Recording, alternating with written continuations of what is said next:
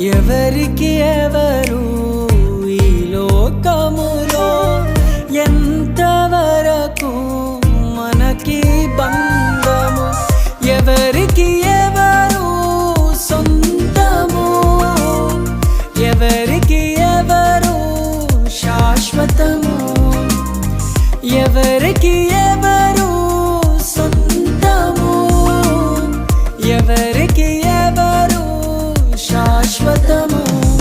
మన జీవితం ఒక యాత్ర, మన గమ్యమే ఆ యేసు. మన జీవితం ఒక పరీక్ష, కని గెలవడమే మన తపన. మన జీవితం ఒక యాత్ర, మన గమ్యమే ఆ యేసు. మన జీవితం ఒక పరీక్ష, కని గెలవడమే మన తపన.